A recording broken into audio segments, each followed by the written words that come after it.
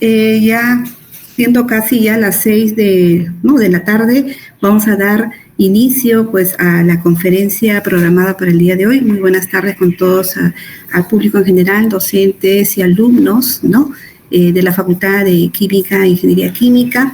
Soy la profesora Mercedes Puca y bueno, hoy nos reuniremos, ¿no?, para tener una conferencia virtual que ha sido organizada por el Departamento Académico de Físico-Química, en la cual presido, y en colaboración también con el CERCEO, ¿sí?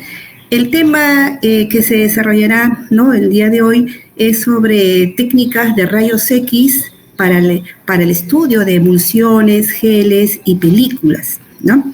La exposición será dada por el doctor Juan Montes de Oca. De hecho, el doctor Juan Montes de Oca es doctor en química inorgánica, química analítica y química física por la Universidad de Buenos Aires y cuenta pues con estudios postdoctorales en ingeniería ambiental por la Universidad Nacional General San Martín. Cuenta además con experiencia laboral en análisis químico y síntesis de polímero para el tratamiento de aguas industriales, ¿no? Y actualmente es docente nombrado de nuestra Facultad de Química e Ingeniería Química de la Universidad Nacional Mayor de San Marcos. Bien, la exposición tendrá un tiempo, ¿no?, de entre 40 a 45 minutos y para luego de ello se pasará a una rueda o a la sesión de preguntas, ¿no?, en las cuales ustedes, ¿no?, podrán plantear sus preguntas vía chats, ¿no? Y ya en el orden, digamos, conforme van formulando las preguntas, se lo haré llegar al ponente. Bien, a los 20 minutos aproximadamente se les va a compartir el link de asistencia. Ya estar atentos, se lo va a compartir para que ustedes puedan llenar sus datos, ¿no? Que va a ser muy importante si en caso también estén interesados en la emisión de una constancia, ¿sí? En este caso, constancia de participación. Bien, damos entonces la más cordial bienvenida al doctor Juan Montes de Oca para que pueda iniciar su presentación, ¿no? Y de hecho se les ruega a todos, ¿no?, los presentes que por favor tengan los micrófonos apagados, ¿no?, durante la ponencia. Muchas gracias. Doctor Juan Montes de Oca puede dar inicio a su presentación. Le voy a dejar permitir compartir su presentación. Puede compartir su PPT. Hola, ¿qué tal? ¿Me escuchan? ¿Se me escucha? ¿Hola? Sí, se la escucha. Así es. A ver, estoy viendo la cámara. Ahí está. ¿Qué tal? ¿Se me ve? Sí. Listo. ¿Cómo están con todos? El día de hoy vamos a hacer un breve recorrido, muy breve, la verdad, sobre las cosas que yo hice durante mi época del doctorado en Argentina, ¿sí? No voy a tratar las cosas que hice en el postdoc, solamente voy a ceñirme a las que hice en el doctorado, y no todas las cosas que hice, sino solamente algunas, donde vamos a resaltar un poco la importancia del uso de técnicas avanzadas, muy utilizadas en el área de la química de los materiales, ¿no? Pero ahora en un área donde normalmente no se utilizan, que es el área de los alimentos. Digamos que hay un poco de divorcio entre estas áreas de los materiales, ¿no?, de la caracterización fuerte de los materiales y el área de los alimentos. Afortunadamente, yo tuve, digamos, la suerte de tener dos directores de tesis, eran esposos, de hecho. Ella, Lidia Herrera, es una especialista en el área de los alimentos, y su esposo, Roberto Candal, es un especialista en el área de los materiales. Entonces, ahí nace este hijo que soy yo, ¿no? Y no solo yo, sino varios que, habiéndonos dedicado a materiales usualmente concebidos para los alimentos, tratamos de hacer fisicoquímica cruda y dura con ellos. No esperes en esta charla que yo te hable de microbiología, de bromatología, de caracterización biológica, porque desconozco esas cosas, ¿sí? Lo que yo hice fue aplicar técnicas avanzadas de alimentos, de caracterización de materiales típicamente inorgánicos a los alimentos, ¿sí? Así que agárrense, voy a tratar de resumir en unos 40 minutos más o menos estas cosas y espero que puedas entender y te pueda interesar este tipo de investigaciones. Yo, como dijo la profesora Mercedes, soy docente del departamento de Físico-Química de la facultad, pero tengo poco más de un año, más o menos un año y medio como profesor nombrado. Y por supuesto que me gustaría hacer investigación en esto, ¿sí? En el área de los alimentos, sobre todo en la parte de la físico-química, pero pues recién estoy empezando, ¿no? En San Marcos. Así que tal vez si a ti te interesa un poco, me puedes encontrar en el 4º piso y podemos discutirlo y de repente podemos sacar algún proyectito adicional. ¿Quién sabe? A ver, empezamos entonces. Primero, cuando nosotros hablamos sobre técnicas de rayos X, lo que uno normalmente tiene en la cabeza es caracterizar materiales como las zeolitas, como las perovskitas, como las ferritas, pero ¿y qué tal los alimentos? Cuando yo te digo técnica de rayos X, lo que a ti se te va a venir en la mente definitivamente va a ser determinación de la estructura cristalina, o sea, difracción de rayos X. Pues la difracción de rayos X es una técnica ampliamente usada para saber la fase cristalina o las fases cristalinas en un material, pero la cristalinidad implica periodicidad, igual que la difracción. Para que haya difracción, tiene que haber periodicidad. Y la pregunta surge, ¿y si no la hay? ¿Qué pasa si tengo un material que no es cristalino? ¿Se pueden utilizar técnicas de rayos X para caracterizarlo? La respuesta es sí, pero no difracción. La difracción está íntimamente ligada con la periodicidad. Y si no la tienes, no puedes usar difracción. Pero no implica que no puedas usar técnicas de rayos X. La ventaja de las técnicas de rayos X es la longitud de onda que tienen los rayos X. ¿Qué puedo monitorear con eso? Si tú estás pensando en la técnica de UV visible, por ejemplo, estás pensando en saltos de niveles electrónicos. Si estás pensando en técnicas de infrarrojo, estás pensando en rotación-vibración molecular. ¿Pero y qué veo con rayos X? Entro al detalle electrónico de la especie. A ver, en general, lo que te voy a mostrar el día de hoy no son técnicas espectroscópicas, no son huellas digitales de los compuestos que he analizado, sino que tratan de dilucidar el tema de la forma, la estructura y el tamaño. Y tratar de preguntarle al sistema cómo te comportas. Y el sistema me tiene que responder de alguna forma. Cuando uno piensa en los alimentos, digamos la leche es una emulsión, ¿no? Tiene una fase grasa dispersa, ¿sí? Una fase orgánica dispersa, y un agente emulsionante, que en este caso son proteínas, que se ponen alrededor de la superficie, de tal forma que eso es una emulsión. Es una emulsión que es opaca. Por eso sé que es una emulsión. Y es una emulsión bastante esférica, ¿no? Es muy, muy esférica. Se puede modelar bastante bien con un modelo esférico. Tenemos también el yogur griego, los yogur, digamos, el flan. ¿Qué son esos? Ya tienen consistencia más de un sólido.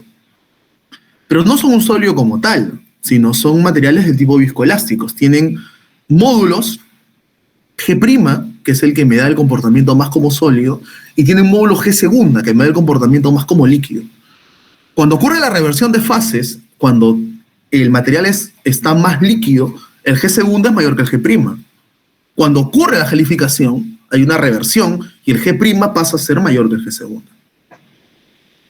Y en esta reversión ocurre lo que se conoce clásicamente como el tiempo de gelificación y se obtiene por una técnica llamada relojía oscilatoria, que te da ambos módulos. El módulo total es una combinación de ambos, ya que el módulo G' es el número real y el módulo G segunda es el número complejo. Es la parte compleja del módulo G. También puedo pensar en películas. Películas como la que comes cada vez que vas a un chifa y te dan uno de estos caramelitos chinos, ¿no? Estos toffee chinos que están envueltos en papel de arroz. También se pueden hacer películas con los alimentos.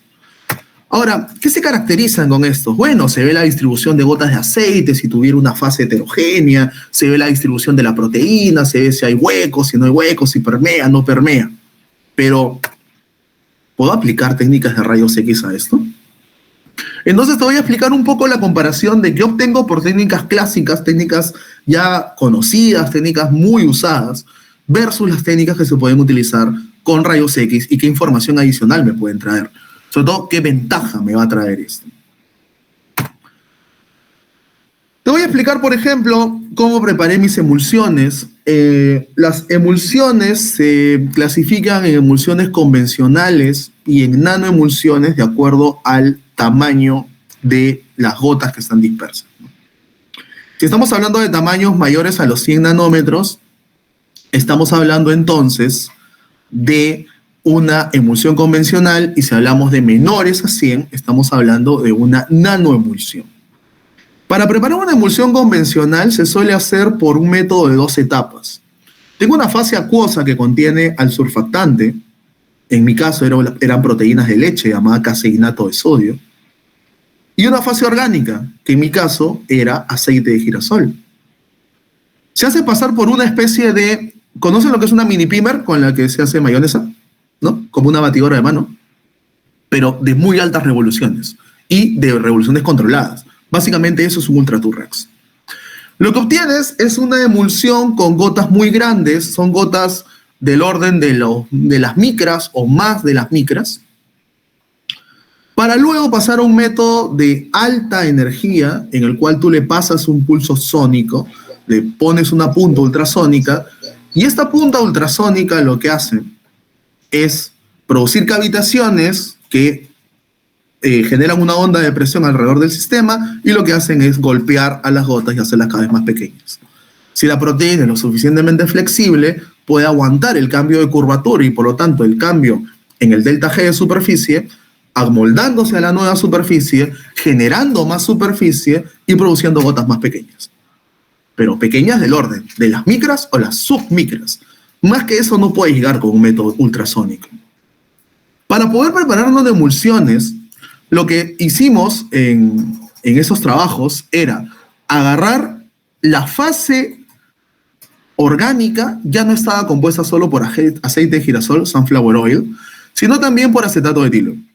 Es un solvente orgánico volátil. Entonces, lo que se hacía era los dos métodos anteriores, el método del Ultra Turrax de agitación, seguido por un proceso de sonicado, y se formaban emulsiones convencionales. Si tú lo pasabas por un evaporador rotatorio, un rotavap, o sea, evaporarlo a baja temperatura y bajando la presión y no calentando tanto, vas a lograr eliminar el solvente orgánico y te vas a quedar con gotas que son más pequeñas.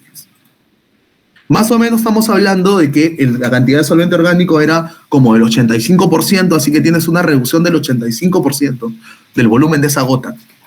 Y ahora, lo que era tipo micra o submicra pasa a ser nano. Necesitas, por supuesto, una proteína que se acomode de tal forma que pueda aguantar ese cambio de curvatura, pero afortunadamente esta podía hacerlo. ¿Cómo analizamos estas emulsiones? Típicamente para sacar la función de distribución de tamaño, sabemos que son esféricas, así que no tengo que hacer ningún cambio entre la forma. DLS analiza... DLS lo que analiza es cuál es la función de distribución de esferas que tengan el mismo patrón de coeficiente de difusión que tu muestra. Pero como son esferas, digamos, la comparación es directa, no tengo que hacer una comparación indirecta. Entonces, el DLS lo que me da es una función de distribución de tamaños, por ejemplo, de este tipo. Para muestras, por ejemplo, nano, que tienen 4% de caseinato y 8% de azúcar, 6, 4, 2 y no tienen azúcar. El azúcar modifica un poco el tamaño, los hace disminuir un poquito. Para emulsiones convencionales, poner o no poner azúcar es crítico. Si no le pones azúcar, salen grandes, se desestabilizan muchísimo, y si le pones azúcar, la cosa mejora muchísimo. Para emulsiones nano, no. El azúcar influye, pero no es crucial, no es tan importante.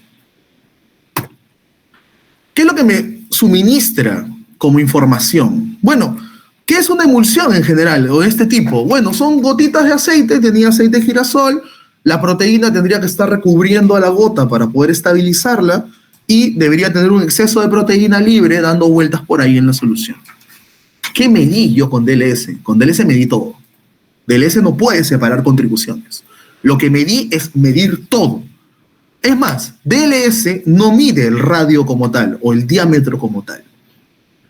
Con la técnica de DLS, que es dispersión dinámica de luz, lo que tú mides es el radio hidrodinámico, que es el radio o diámetro hidrodinámico, lo mismo. Lo que mides es la esfera que se mueve íntimamente coordinada con la partícula que está migrando. Eso quiere decir que es el tamaño geométrico más unas cuantas capas más de aguas íntimamente coordinadas, de iones íntimamente coordinados, que se mueven sin deformarse con esto. Quiere decir que el radio hidrodinámico es ligeramente mayor al radio geométrico. Ahora, ¿puedo estudiar por separado la contribución de la proteína y el aceite? Y con DLS no puedo. Entonces, empecemos hablando del SAX. Dispersión de rayos X a bajo ángulo. Es lo que significan estas siglas en inglés. El SAX se basa en lanzar rayos X a una muestra. La muestra produce el scattering, la dispersión, en un ángulo 2θ, como ven acá. U es el vector de cambio de momento. Este es el momento del incidente, este es el momento de la dispersada, la diferencia es el vector Q de manera normalizada. Es un vector que si tú te percatas, 2pi no tiene unidades, seno de θ no tiene unidades inversas a la longitud de onda. Estamos hablando de que el vector Q es un vector en el espacio recíproco, en el espacio de Fourier. Lo que significa que cuando yo tenga valores de Q muy grandes, perdón, ahí, no se ve el puntero, ¿no? Aquí creo que acá se ve mejor. Cuando tengo valores de Q grandes, o sea, grandes para la técnica, ¿no? Porque es ángulo bajo, ¿no? Valores grandes de Q, lo que estaré midiendo son tamaños pequeños, objetos pequeños en el espacio real. Y cuando yo mida Q pequeños, estaré midiendo tamaños grandes en el espacio real. ¿Qué es grande y qué es pequeño? Bueno, SAX convencionalmente te llega como máximo a 100 nanómetros. Si tú quieres estudiar una emulsión convencional por SAX, no vas a ver las gotas, porque las gotas son submicro. Estamos hablando de más de 100 nanómetros. No las vas a ver con SAX. Solo vas a ver la distribución de la proteína. Pero en mi caso tenía distribuciones pequeñas, así que sí podía ver esas gotas de aceite rodeadas de proteína. Muy bien. ¿Cómo es un equipo de SAX? Un equipo de SAX de mesada, en Argentina hay 2 de estos, hay uno en La Plata y uno en la Universidad de San Martín, donde hice mi postdoc. Son de este tipo, son equipos muy largos, ¿sí? Mientras la distancia del detector a la muestra sea más grande, vas a poder medir tamaños más grandes también. Porque hay un beam stopper, o sea, un cortador de haz que impide que llegue directamente al detector, porque si no te quema, el haz directo quemaría el detector, que impide ver tamaños más grandes. Mientras más aleje el detector, puedo acceder a tamaños más grandes. Porque accedería a Q más pequeños. Ahora, este es un SAX de mesada, típicamente mide de 4 a 10 metros, hasta 10 metros. Ahora, justo desde el año pasado, ya en la Universidad de San Martín de Argentina, Universidad Nacional de General San Martín, tienen el SAX en la configuración de 10 metros, a la cual se le llama USAX, ultra small, ¿no? Ultra pequeño, ¿no? Ángulo ultra pequeño. Donde yo hice las medidas para los trabajos que te voy a mostrar no fueron en SAX de mesada, fueron en el sincrotrón, y eso está en Campinas, en Brasil. Básicamente es gratis ir, solo tienes que postular. Ahora, tienes que presentar un buen proyecto, ¿no? Porque ahí van mucha gente de peso. Si presentas el proyecto, el uso es gratis. De hecho, hasta te pagan la estadía de una persona. Los demás que vayan tienen que pagar su estadía. Porque hay un hotel ahí dentro de todo ese complejo. Este es al que yo fui. El que yo fui era en la versión anterior, que es esta. La versión nueva, que es el Cyrus, tiene el doble de tamaño, ¿no? Este tenía un radio, pero un diámetro de 1 cuadra, o sea, 100 metros. El Cyrus tiene el doble, ¿no? El nuevo tiene el doble. No he tenido la oportunidad de ir a Brasil de nuevo, solo fui en el 17 y en el 18, pero el nuevo es mucho más potente. Ahora, DLS me da una información directa, ¿no? Puedo medir el tamaño Z, puedo medir el porcentaje de polidispersión y puedo medir el tamaño máximo. Puedo medir varias cosas. ¿Dónde está la posición del máximo, por ejemplo? Este piquito de aquí. Lo que se observa es que al agregar sacarosa, manteniendo constante el 4% de caseinato, pues disminuye un poco el tamaño. No es tan grande el efecto, ¿no? De hecho, estos números son significativamente iguales, ¿no? Por el más menos que tienen. Salvo este, que es diferente que este. Estos de acá, esos tres son básicamente la misma cosa. ¿Qué me da SACS? SACS me da esas curvas feas de ahí. ¿Qué dice ahí? No tengo idea. Nadie viendo esas curvas puede decirte qué hay. Simplemente hay algo. No sé, son curvas que disminuyen, monotónicamente decrecientes. ¿Qué ves ahí? No sé. La información no es directa en SACS. Para que yo pueda sacarle el jugo a esta técnica, necesito usar algún modelo matemático que describa el sistema. Yo no puedo ir con una muestra totalmente desconocida y decir, mídelo por SACS y dime qué es. No funciona así. Para poder usar el SACS tengo que ir ya sabiendo algunas cosas. Por ejemplo, yo sé que esas emulsiones serán gotas esféricas de aceite, ¿sí? Rodeadas de proteína, que también es esférica. El caseinato de sodio son subunidades, no es la caseína que tiene estructura cuaternaria, sino son subunidades, son esféricas, y proteína en exceso, libre en la solución. Yo tengo idea de cómo es el sistema. Pero no solamente me hace falta un modelo matemático, me hace falta un software que lo ajuste. ¿Sí? Ese software que lo ajuste, puedes usar Python, si eres suficientemente hábil.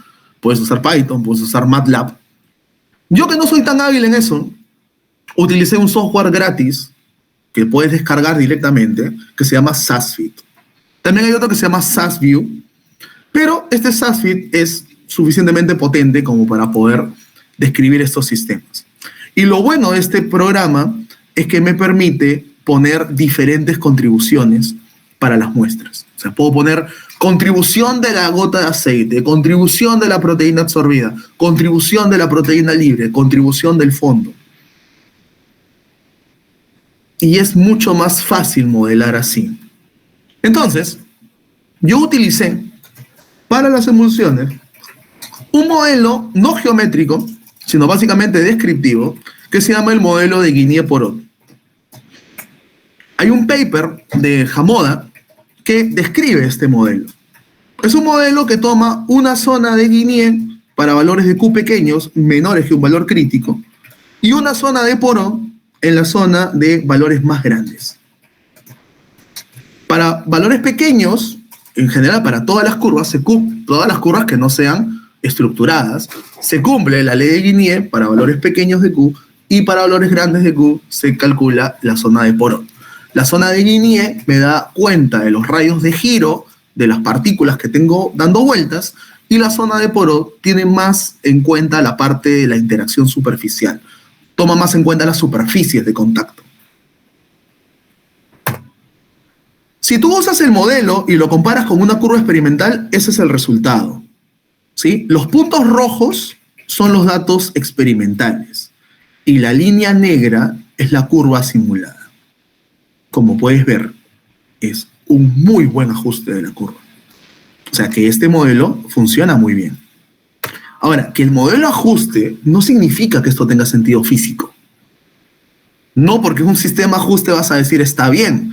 Luego tengo que validarlo con una técnica ya establecida, y si me da resultados coherentes, recién puedo decir que el modelo es correcto. El modelo que usé venía con 4 partes. Si esto yo considero que es el sistema, tengo una intensidad del fondo, o sea, del blanco, digamos, del fondo de la muestra. Tengo proteína libre, tengo proteína absorbida en la superficie y tengo gotas de aceite en mi emulsión. Lo bueno del SACS es que me permite modelar cada una de las 3. Puedo saber cada una de las 3. Entonces, por ejemplo, aquí te muestro la curva real, los puntitos, la curva negra, que es la del modelo, y la contribución dada por cada uno de los 3 contribuyentes a la intensidad total. ¿Por qué esto es importante? Porque me permite, por ejemplo, sacar los radios de giro de la emulsión. Y me permite sacar los radios de giro de la proteína libre. R es la bondad de ajuste, no es el R cuadrado de Pearson que ustedes conocen. El R se monitorea de esta forma. ¿Sí? Estos valores de R son aceptables. ¿Sí? Son valores aceptables. Mientras más pequeño sea el R, es un mejor ajuste. Repito, este R no es el R cuadrado que ustedes conocen, del coeficiente de correlación. No es ese R. Este es un R cristalográfico, que se utiliza para técnicas de rayos X. Mientras más pequeño sea, mejor. Entonces, es un valor suficientemente pequeño, la bondad del ajuste es buena, como pueden ver ustedes aquí y aquí, son ajustes buenos, y me toma en cuenta cuáles son los rayos de giro de la proteína y el rayo de giro de la proteína, de la emulsión de la gota y de la proteína libre. ¿Qué sentido tiene esto? A ver, ahora tengo la contribución de cada objeto. ¿Puedo sumarlas? Si yo te he dicho que el objeto que considera mi emulsión es una gota de aceite rodeada por proteína, yo podría calcular de manera geométrica cuál es el tamaño de toda la emulsión, que sería 2 veces el radio aquí, 2 veces el radio de este objeto amarillo y 2 veces el radio acá. O sea que el diámetro que yo calculo geométricamente debería ser 2 veces el radio de la gota más 4 veces el radio de la proteína. Y dime, ¿lo puedo comparar con los resultados que tengo de DLS? Pero claro que sí, y es lo que viene ahora. Si tú comparas los resultados sacados por SACS de los tamaños con los resultados sacados por DLS, te vas a dar cuenta que siguen la misma correlación. Pero tú me puedes objetar y decirme, claro, pero el diámetro por DLS siempre es más grande que el radio sacado por SACS, que el diámetro sacado por SACS. Por supuesto, porque te expliqué, hace un momento te expliqué que los tamaños sacados por SACS son tamaños geométricos. Y el tamaño sacado por DLS es el tamaño hidrodinámico. Y el tamaño hidrodinámico siempre es mayor que el tamaño geométrico del objeto. Sin embargo, son del mismo orden y tienen la misma tendencia. Entonces, no solo el modelo me dio un buen ajuste, sino que con esta técnica puedo replicar los resultados de SACS. De DLS, disculpe. Lo cual da validez a mi modelo. Y ahora, ¿qué le puedo sacar al juego? O sea, ya sé que da el mismo resultado DLS que SACS. Son del mismo orden, con las diferencias que mencioné de que uno tiene que ser más grande que el otro, pero ¿en qué le puedo sacar el jugo a esta técnica? Analizando la zona de Porot, que es la zona de Q más grandes, puedo analizar las superficies. Y lo que puedo demostrar es que aumentando el porcentaje de caseína de 1, 2, 3 a 4, de caseinato de sodio, perdón, acá, aumenta muchísimo la superficie de contacto entre la proteína absorbida y la gota de aceite. Pero cuando yo mantengo la proteína constante y cambio la sacarosa, de no agregar hasta agregar 8%, esto cambia menos. Eso quiere decir que el efecto de agregar más proteína para una nanoemulsión es mucho más importante que el efecto de agregar azúcar. Pero yo les había mencionado algo al inicio de la charla. Las emulsiones convencionales no se comportan tan así. Es cierto que el efecto de la proteína es importante, pero por supuesto, si pongo más proteína, hay más cosas absorbidas y debe ser más estable. Pero ¿qué pasaba si no le agregaba sacarosa? Si a las emulsiones convencionales no le agregas sacarosa, se desestabilizan al toque. O sea que la sacarosa es un componente muy importante como coadyuvante y que ayuda a la estabilización de las emulsiones convencionales, de las emulsiones con gotas grandes. Pero ¿qué pasa con las nanoemulsiones? Las nanoemulsiones son muy sensibles a la proteína, eso parece más que obvio, pero son mucho menos sensibles al agregado de sacarosa. De tal forma que vas a tener una estabilidad similar si agregas o si no agregas. Lo cual es completamente diferente cuando sales del mundo nano. Cuando te vas al mundo micro, submicro, el agregado de azúcar es tremendamente importante. Y es por eso que ustedes ven que a muchas de las formulaciones lácteas le tienen que poner azúcar para mejorar la estabilidad. Obvio. Muy bien. Hasta aquí te hablé de mis emulsiones. Te voy a hablar ahora de mis geles. ¿Cómo preparé mis geles? Mis geles los preparé tomando 10 gramos de mi emulsión y agregándole esta molécula que es la delta-lactona del ácido glucónico. Y agitándole en un vórtex para que la solubilización de este sólido sea rápida. Muchas veces para gelificar se agrega directamente ácido. El problema es que el ácido entra en contacto en una parte y gelifica localmente esa parte. El GDL no. El GDL tiene la ventaja de que en su forma lactona, su forma cerrada, puede interactuar con el agua y abrirse de la forma éster, porque la lactona es un éster cíclico, hacia la forma hidroxiácido. Y la forma hidroxiácido se puede desprotonar para liberar un H+. Pero ese H+ es catalizador de la apertura del anillo. Entonces, si se empiezan a liberar H+, más anillos se van a abrir. Y por lo tanto el pH debe empezar a bajar gradualmente. El pH disminuye con una caída exponencial suavemente y en todo el volumen de la muestra, lo cual hace que la gelificación sea más homogénea. Típica técnica de caracterización, las técnicas reológicas, se hace un esfuerzo sinusoidal, estás todo el tiempo haciéndole esto a la muestra y vas midiendo los módulos G' y G' para saber cómo es la gelificación. Obtienes el G', que es la parte como sólido, y el G' como líquido. Obtuvimos un modelito con una ecuación del tipo languriana que ajustaba perfectamente los datos y me daba el valor del máximo G' que podía obtener. O sea, en qué valor esto plancharía. Como ustedes pueden ver, el ajuste es muy bueno. Muy, muy bueno. Todo esto por técnicas clásicas. Este R cuadrado es el R cuadrado que conocen de toda la vida y mientras más cercano a uno sea, mejor. Y ustedes pueden ver que el ajuste es muy bueno. Las propiedades reológicas para el 4% de caseinato no varían mucho, a no ser que le ponga 8% de azúcar, donde se dispara totalmente y a partir de ahí crece bastante. ¿Qué dice la literatura? La literatura dice que un gel se vuelve más rígido por el número de conexiones que puede tener. O sea, que el gel más rígido es aquel que está más interconectado. Para este tipo de sistemas, ¿eh? Para otros, donde hay vulcanización y eso puede ser diferente. Pero para este sistema, lo que normalmente se dice es eso. Ahora, ¿es eso cierto? O sea, ¿de verdad es cierto eso? ¿De que es más rígido este gel porque se ha interconectado más? Analicemos entonces por Sachs. Ahora mi estructura ya no es aceite, proteína absorbida y proteína libre. Al haber gelificado, solo tengo aceite, que son objetos discretos, embebidos en el gel, pero lo que yo tengo ahora es una red proteica interconectada. El modelo de Guinier-Porot no me sirve, porque el modelo de Guinier-Porot trataba también con objetos discretos. Necesito un nuevo modelo. Puedo recurrir al modelo fractal, pero hubiese sido cambiar demasiado de funcionalidad. Recurro entonces al modelo de Guinier-Porot generalizado. El modelo de Guinier-Porot generalizado cuenta 2 zonas de Guinier, esta, y una zona de Porot,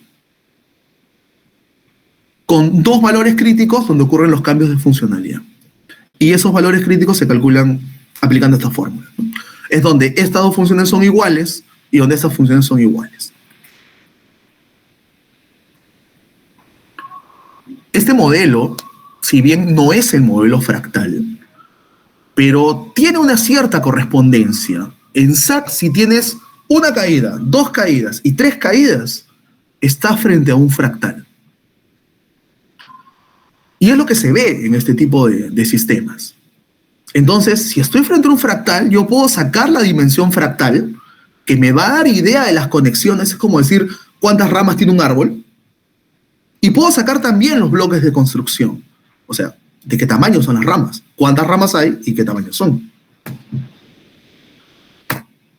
Lo que se obtiene, bueno, eso ya lo mencioné, de que puedo sacar la distancia de correlación, la distancia donde van las interacciones, puedo sacar el tamaño del bloque de construcción y puedo sacar la dimensión fractal que me da idea de la conectividad. Se obtienen curvas de ese tipo. ¿Sí? Para el caso de la proteína, acá hay una caída, dos caídas y tres caídas, que es lo que les mencioné, ¿no? 1, 2 y 3. Lo que se replica en la zona de la proteína es que todas caen con la misma dimensión fractal de 2,6. Entonces no es la conexión. Porque si fuera la conexión lo que hace que la proteína gelificada sea más rígida, tendrían diferentes dimensiones fractales. Pero se obtienen pendientes en la zona media, todas iguales a 2,6. Entonces, si no es la conexión la que hace que este sistema sea más rígido, ¿qué es lo que lo hace? Bueno, Sachs no lo puede responder. Lamentablemente, Sachs no lo puede responder. Ahora surge la pregunta, ¿lo puedo responder? No por Sachs, ya sé, Sachs ya me dio que todos estos geles, por más que sean más rígidos, tienen la misma dimensión fractal. ¿Qué hago entonces? Microtomografía de rayos X. Tuvimos la suerte de que la primera vez que fuimos a Brasil a medir con los jefes, amigos del jefe de la línea de Sachs, pero ese señor les dijo que él ya no iba a ser más el jefe de esa línea y que a los meses iba a ser el jefe de una nueva línea que querían implementar, la línea de la microtomografía. Y le dijo a mis jefes, ¿no tendrán algunas muestras que quieran medir acá en Brasil? Obviamente dijimos, por supuesto que tenemos muestras. En esa época no habíamos hecho los ajustes de Sachs todavía. O sea que fuimos por obra y gracia del Espíritu Santo, porque no sabíamos que no íbamos a resolver el problema solo con Sachs. Y cuando fuimos a medir microtomografía, recién estábamos ajustando las cosas. Y ahí nos dimos cuenta de algo, de que la microtomografía tenía que tener la respuesta. ¿Qué es lo que hace la microtomografía? Imagínate que tú te vas a tomar una placa de rayos X y te toman el torso, ahorita, así, de frente. Pero tú estás en una plataforma giratoria, te giran 1 grado, ahí, y te vuelven a tomar una placa. Te giran 1 grado más, te giran 1 grado más, te giran 1 grado más, te giran 1 grado más, y te dan media vuelta. Lo que han registrado de ti son tus huesos en proyecciones así, así, así y así, rotadas un ángulo, dándole toda la media vuelta. Tienes cortes de tus huesos en diferentes planos verticales separados un ángulo. Si tú eres capaz de integrar todas esas imágenes, puedes reconstruir la estructura de tus huesos. Y eso es lo que hace la microtomografía. Pero utiliza un tamaño de voxel. Voxel es un píxel en 3D, digamos un píxel es 2D, un voxel es en 3D, muy pequeño, de fracción de micrómetro por lado. Por eso se llama microtomografía. Agarras una parte del gelcito, la secas, utilizando liofilización, lo pones en el equipo, rotas la muestra, integras todos los planos y obtienes el valor de la reconstrucción de tu sólido. Y esa es la microtomografía de rayos X. ¿Qué puedo observar? Todas esas tienen 4, 4, 4, 4, pero tienen 2, 4, 6 y 8 de caseinato. ¿Qué estamos observando ahí? Lo que estamos observando son 2 cosas. Primero, el espacio vacío es menor en la que tiene más azúcar que la que tiene menos azúcar. O sea, la primera es más porosa, la última es menos porosa y es más espacio lleno. Segundo, el ancho de la pared en la primera es más delgado que en la última. Y ahí está tu respuesta. ¿Por qué estos geles son más rígidos? porque ocupan más espacio y porque tienen paredes más gruesas. Esa es la respuesta. No son las conexiones. Ya lo demostramos por Sachs. Lo que implica acá son los anchos de pared. Y uno puede no solamente ver desde arriba, mover el sólido y verlo de diferentes lados, sino también uno puede hacer un corte en 3 planos perpendiculares, ¿no? Así, así y así, XY, XZ y YZ. E intersectar la parte que ves en celeste o azul es la proteína, y lo que está en negro es hueco. Claramente se ve la diferencia entre las 4. Son los anchos de pared y el espacio ocupado lo que hace que este gel sea más rígido, y no las conexiones. Aquí tenemos, por ejemplo, un resumen de las emulsiones convencionales y las nanoemulsiones gelificadas con su porcentaje de porosidad y con su ancho de pared. Por supuesto, el ancho de pared aumenta y la porosidad disminuye. Hay menos espacio hueco y las paredes son más grandes, lo cual explica la mayor rigidez.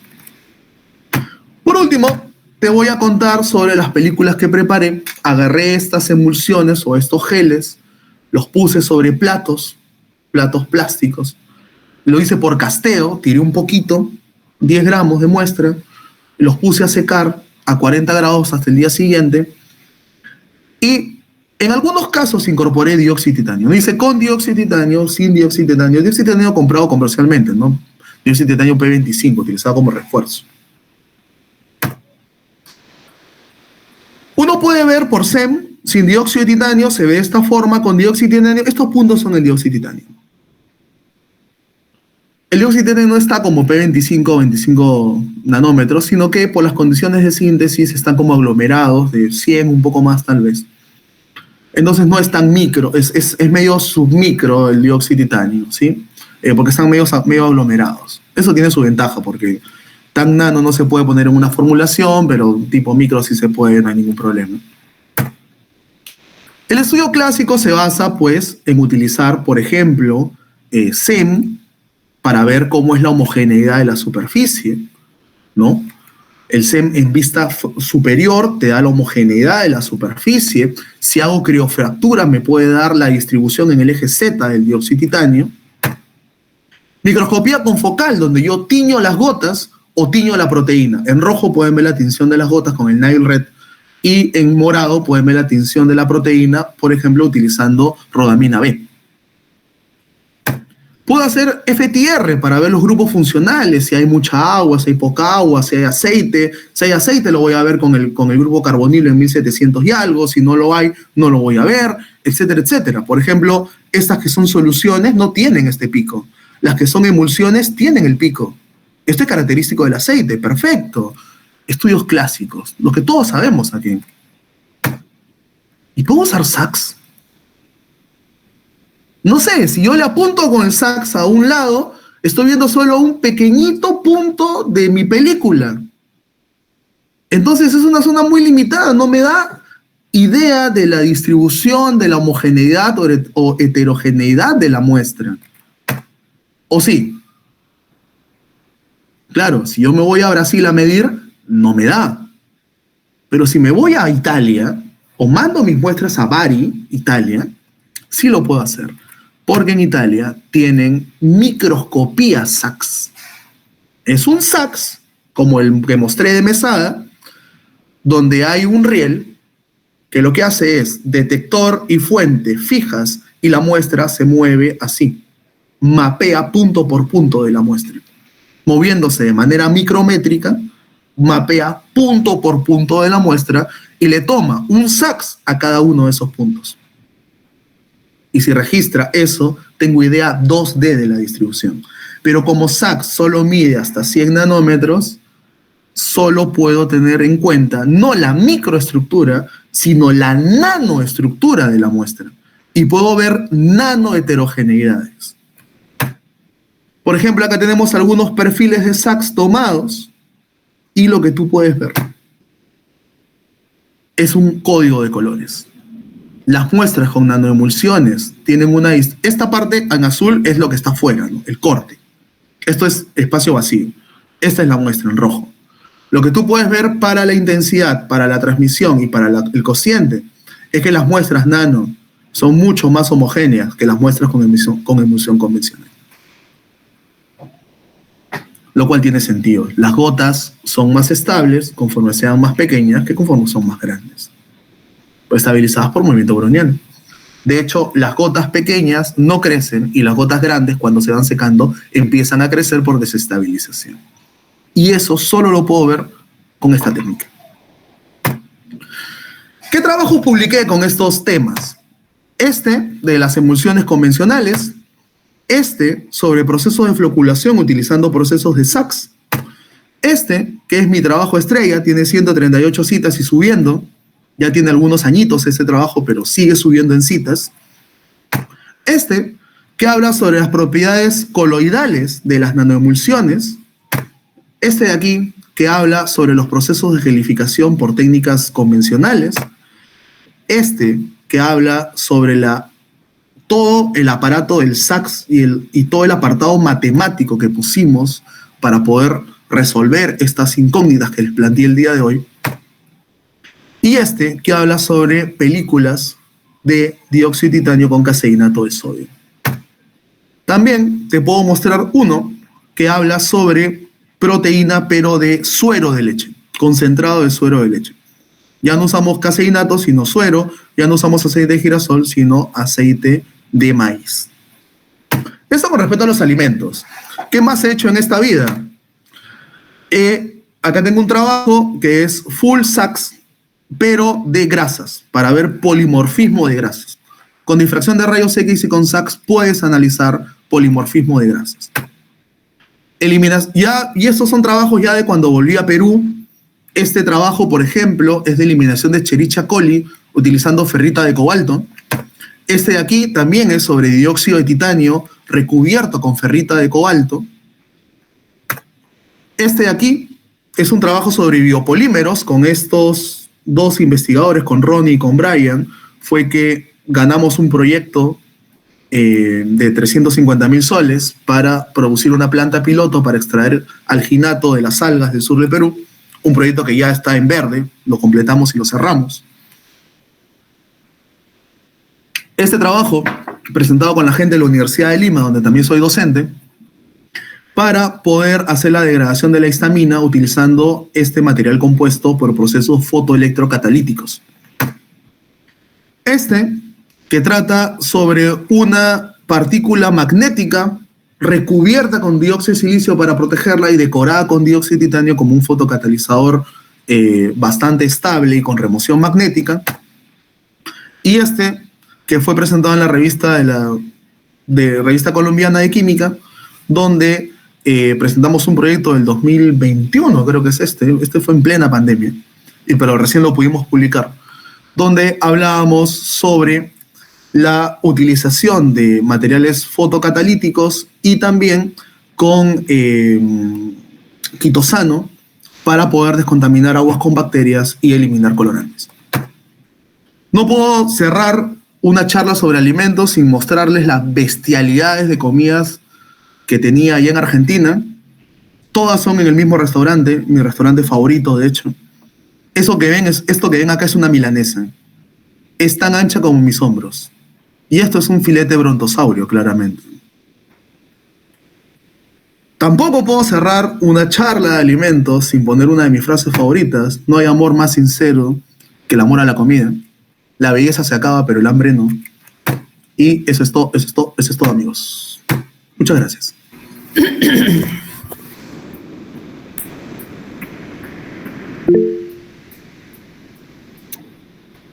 Bien, entonces ahora sí, agradecemos al doctor Juan Montes de Oca por su brillante ponencia. Vamos a pasar entonces ahora a la sesión de preguntas. No sé si tuvieran alguna consulta. Veo de que nadie ha escrito por el chat.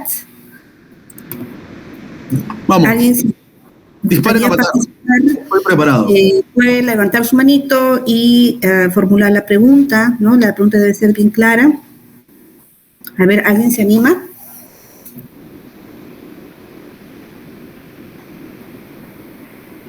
¿Alguien quiere hacer alguna pregunta?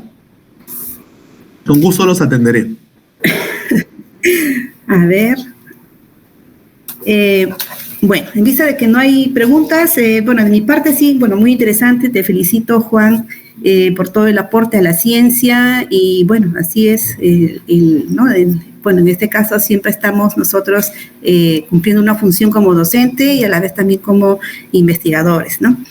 Interesante el tema. Se entiende, de hecho, que el método SACS, ¿no?, es una de las técnicas más versátiles para la caracterización, ¿no?, en este caso estructural, ¿no?, también de nanomateriales, ¿no?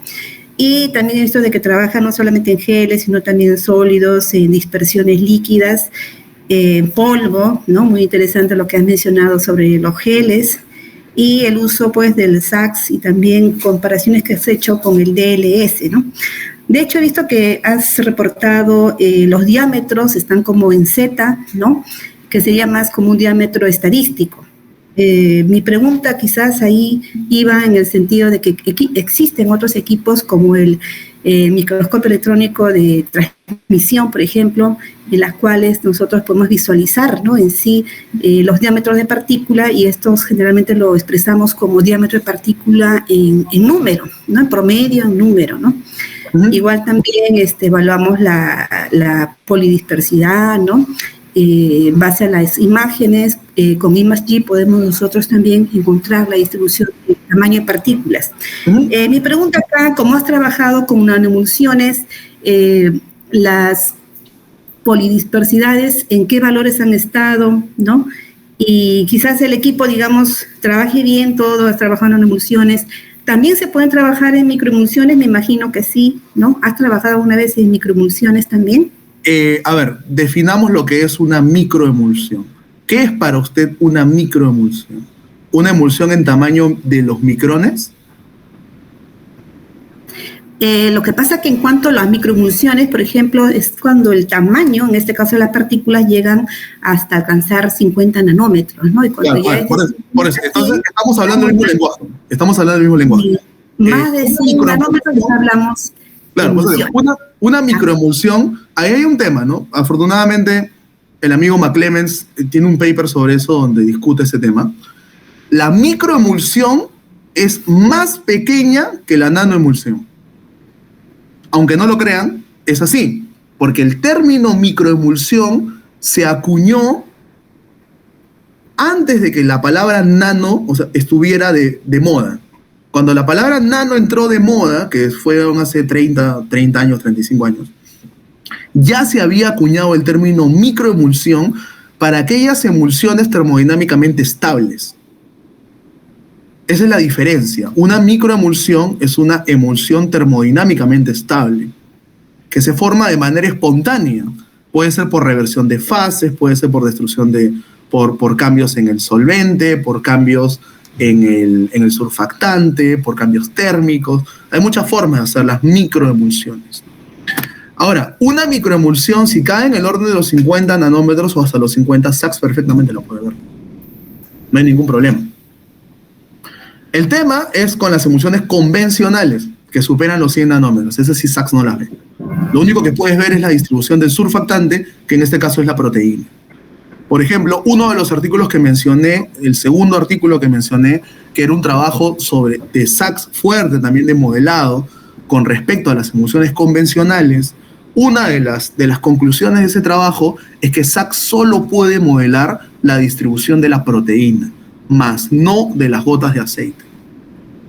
Nosotros en el grupo por primera vez pudimos modelar la contribución de las gotas de aceite cuando yo logré hacer una nanoemulsión, porque hasta eso no se podía.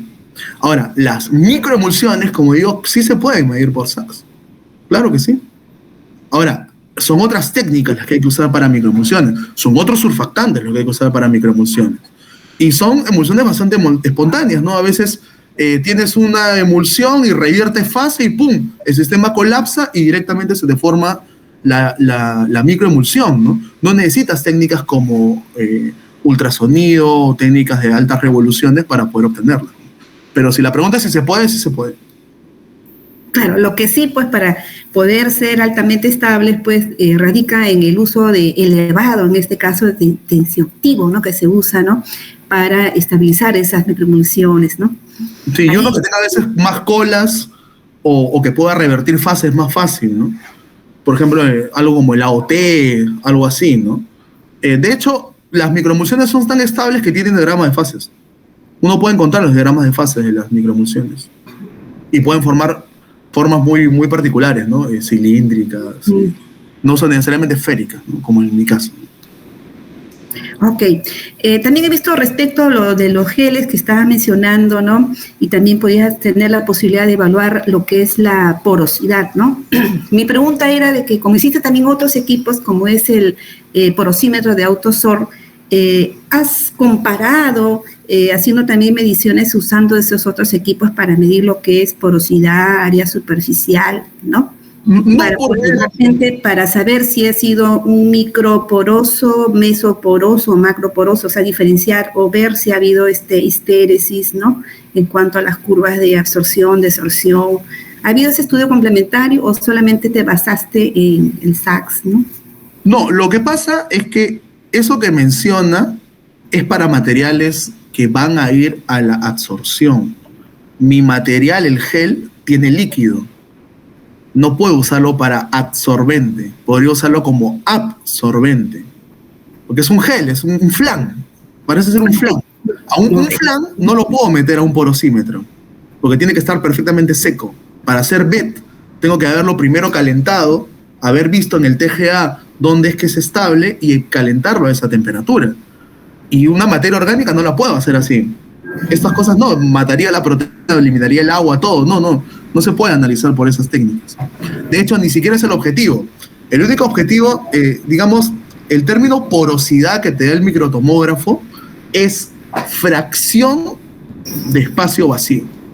No tiene nada que ver con los poros reales que se pueden formar. Y como mi material siempre estuvo mojado, porque era un gel, no tenía sentido analizar estas técnicas.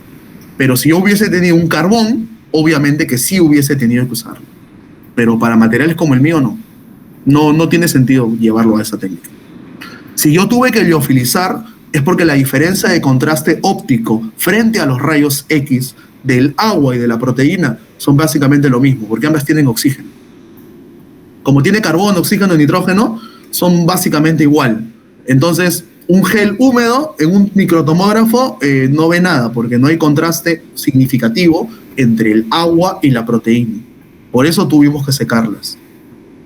Ah, excelente. Sí, como mencionaste de que lo tenían que liofilizar, entonces yo entendía la liofilización es para quitarle pues todo la humedad. El agua, sí. Es que si no se puede ver. O sea, para los rayos X, la diferencia de contraste se da por la masa por el peso atómico de los elementos constituyentes. Entonces, agua y proteína para los rayos X son casi lo mismo. O sea, es muy, muy, muy poca la diferencia. Entonces, al microtomógrafo no lo puedo llevar húmedo, lo tenía que llevar seco.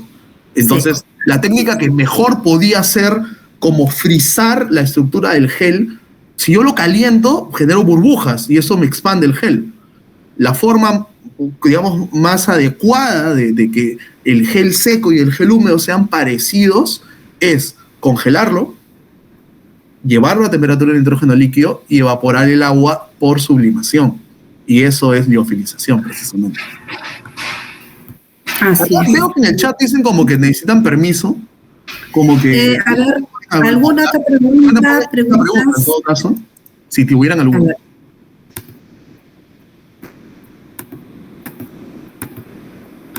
De la Anatasa, tíos, Anatasa, no, el refuerzo de tío 2 no por Anatasa. A ver, yo nunca dije Anatasa, yo dije P25. El P25 tiene ya una clara distribución de Anatasa rutilo, ¿sí?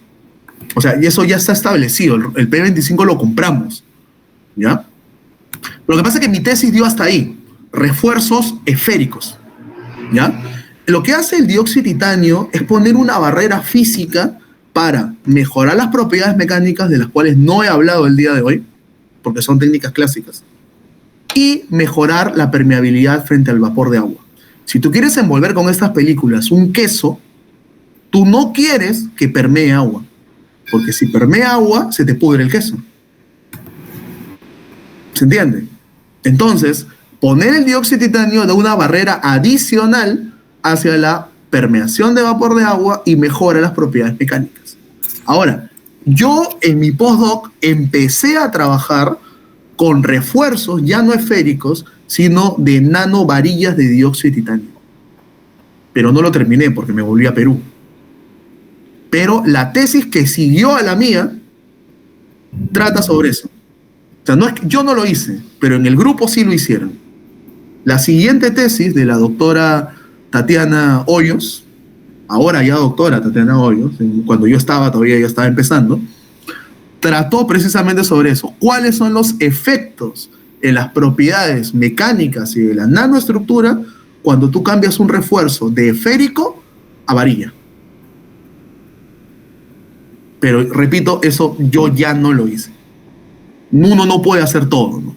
Cuando uno tiene un doctorado o un postdoc, lo que tengas que hacer, tienes un deadline, tienes una fecha límite. Hasta ahí nomás puedes presentar. Mi jefe era más obsesivo, le gustaba hacer más. Afortunadamente Lidia le decía, hasta acá nomás llegamos y no hacemos más. Y ya, hasta ahí nomás llegué yo. Pero nunca hablé de la anatasa.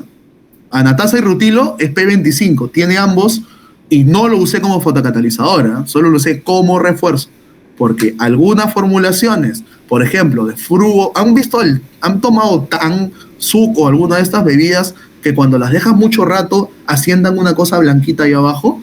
Eso es dióxido de silicio, dióxido de titanio.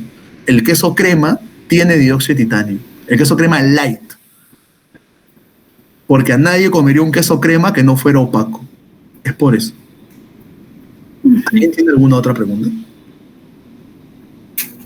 ¿Y alguna pregunta? ¿Cuál fue el propósito del teñido de las gotas con Nile Red y rodamina B, no D, B en el estudio de las películas?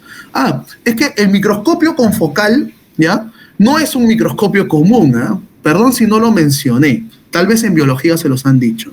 Si no, te lo paso a explicar. Un microscopio confocal tiene un pinhole, un hueco, ¿sí? Por el cual solamente te deja pasar un slab, un trozo de la muestra. Cuando tú miras con un microscopio óptico, tú miras todo el volumen de la muestra. En un microscopio confocal no. Miras solamente una pequeña curva de nivel. ¿Me entiendes? Una curva de nivel, ¿no? Esto es el volumen de la muestra y miras un pequeño slab, un pequeño trocito de la muestra. Y tú puedes ajustar el pinhole para irte más arriba o más abajo. Pero como es un microscopio, yo lo hago por fluorescencia. Yo lanzo luz azul al colorante rojo y el colorante rojo emite verde. Y eso es lo que ves. Lo que tú ves es fluorescencia. ¿Bien? Tiño las gotas para poder ver solo las gotas y no la proteína. En un colorante que es liposoluble. Y luego tiño la proteína en un colorante que es hidrosoluble para ver las conexiones de la proteína y no las gotas. En ese caso, si viste mis fotos con focales de color morado, algunas tenían huecos. Esos huecos son las gotas, que al no estar coloreadas de morado, se ven negras. ¿Se entiende? Y en las otras fotos lo que veías eran como gotitas pequeñitas. Esas eran las gotas, en rojo. ¿Está bien? Y en morado, con la rodamina, veo solo la distribución de la proteína. Si ves un hueco en la morada, ese hueco es el aceite. ¿Cómo se llama ese restaurante argentino? Muy bien, voy a hacer el cherry. Se llama Club El Ferroviario. Queda justo detrás del estadio de Vélez, en el barrio de Liniers. Si algún día vas a Argentina, anda para allá. El mozo ya nos conocía, a mi esposa y a mí. De hecho, bromeaba con que cuando nos daba la carta nos decía, ¿qué van a pedir? Una papa a la huancaína. Porque ya sabía que éramos peruanos y era muy caserito. Todas esas fotos, repito, fueron tomadas en ese restaurante y no fueron todas las veces que fui. Fui 1000 veces a ese lugar, por eso pesaba más de 100 kilos cuando estaba en Argentina. ¿Alguna otra pregunta? Bien, entonces yo creo que ya no hay más preguntas y también tomando en cuenta el tiempo, ya damos por finalizada entonces la Solo una cosa, perdón.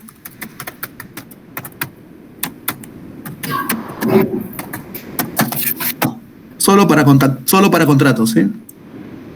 Bien, entonces, si tuvieran también alguna consulta adicional, no duden en escribirle, ¿no?, al doctor Juan Manuel Montes de Oca. Igualmente, él también está, ¿no?, en este caso aquí en la facultad, ¿no?, en la oficina, en el 4º piso, ¿no?, de la facultad de Pabellón Antiguo. Si es que en cualquier momento que tuvieran y tuvieran que hacer alguna consulta adicional, con todo gusto, él está. ¿Puedo dar mi cherry? Solo una cosa. Estoy en un proyecto de generación de carbón ahorita que he ganado con San Marcos. El próximo año me quiero presentar un proyecto para poder obtener fotocatalizadores. Y si todo va bien y gano los dos, me voy a presentar un proyecto de alimentos. Si alguien quiere trabajar conmigo, las puertas están abiertas. Lo único que te pido es compromisos, nada más. Así es. Muy bien, chicos. Entonces, están todos invitados. Igual algún interesado que quiera colaborar, ¿no?, con alguna investigación que va a proponer el doctor, con todo gusto está amable en recibirlos, ¿sí? Muy bien, entonces vamos a agradecer, ¿no?, al doctor Juan Montes de Oca por darnos esta excelente ponencia, y así también yo creo que nos va a proporcionar otras ponencias en adelante, a lo mejor, ¿no?, con sus otras investigaciones. Le agradecemos. Y también a ustedes, ¿no?, por su participación y estar al día, pues, con la ciencia, con lo interesante que se tienen con diferentes equipos, ¿no?, que se disponen, ¿no?, para la caracterización de los materiales, ¿sí? Bien, así también al departamento igualmente invitará, ¿no?, por eso también ya se han registrado con la asistencia, entonces se les va a convocar o invitar a otras conferencias, ¿no?, que se va a organizar por parte del departamento en colaboración con CERCEU, ¿no? El que se viene adelante va a ser para el 30 de noviembre, que cae un sábado, y va a ser sobre el tema sobre la importancia del análisis físico-químico en el proceso de tratamiento de aguas para la industria alimentaria, ¿no? Entonces, estar al tanto, ya queda casi menos de un mes, ¿no?, para el 30 de noviembre. Igualmente se les va a invitar a sus correos, ¿sí? Me imagino que todos han llenado el link de asistencia, todos han llenado. Ya llenen su link de asistencia. Igualmente, para aquellos alumnos, asistentes, docentes que quisieran la constancia de participación, igual deberán hacer llegar, como indica en el flyer, el recibo, ¿no?, de pago al Banco Pichincha, y esto enviarlo al correo del CERCEU, ¿sí? Bien, chicos, y bien con todos, gracias por su participación, estimados docentes, alumnos, por unirse, ¿no?, a esta conferencia virtual, ¿sí? Muchas gracias a todos entonces por su participación. Muchas gracias, el doctor Juan Manuel, y estaremos en comunicación. Muchas gracias y que tengan buenas noches. Gracias. Hasta luego.